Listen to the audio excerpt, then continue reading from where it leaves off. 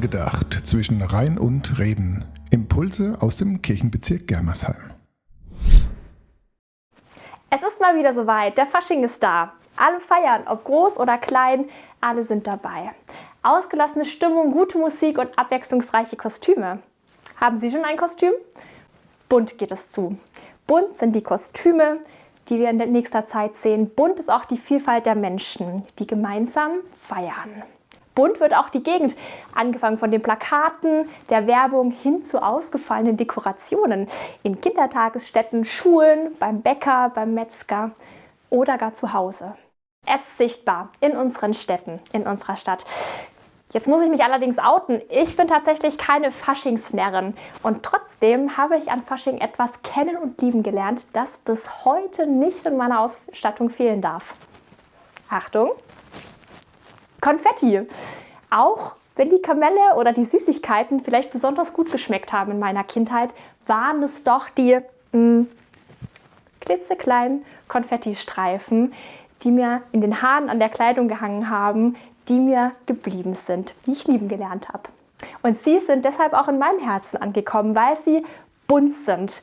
Bunt wirbeln sie durch die Luft, leicht sind sie und man kann sie natürlich auch immer mitnehmen, zum Beispiel in der Hosentasche. Für den einen oder anderen Überraschungsmoment sind sie auch sehr gut zu gebrauchen. Nicht nur an Faschingstagen kamen sie dann auch zum Einsatz, sondern auch in unterschiedlicher Form und Farbe. Nicht nur aus Papier, wie jetzt gerade, sondern auch in Form von Blüten oder Blumensamen. Zum Beispiel bei Geburtstagsfeiern von guten Freunden oder Freundinnen. Bei der Einstellung meiner Patentochter durften sie in der Zuckertüte auch nicht fehlen. Bei Hochzeiten oder kleinen Überraschungen. Mit diesen kleinen Schnipseln kommen auch immer mehr bunte und schöne, feierbare Augenblicke hinzu, in denen ich Besonderes spüren darf. Wärme, Freude, Hilfe, Verständnis, Annahme oder auch Glück. Sind das nicht feierbare und segensreiche Momente? Immer wieder tauchen sie auf. Immer, wenn ich das Konfetti in meinen Händen halte, wenn ich mich berieseln lassen darf, oder wenn ich selbst Konfetti verstreue. Auch wenn ich das kunterbunte Chaos aufräumen darf. Oder wenn ich Tage später unerwartet noch den einen oder anderen kleinen Schnipsel in irgendeiner Ecke finden kann. Kleinigkeiten, die, wie ich finde, so manchen grauen Alltag zum Leuchten bringen können. Sind das nicht segensreiche oder feierbare Momente? Können das nicht Momente sein, in denen Gottes Segen spürbar werden kann?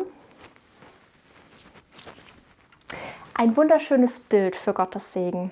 Und das wünsche ich Ihnen und euch für diese Tage. Gottes kunterbunten Segen in all den feierbaren, schweren und leichten, hellen und bunten Tagen.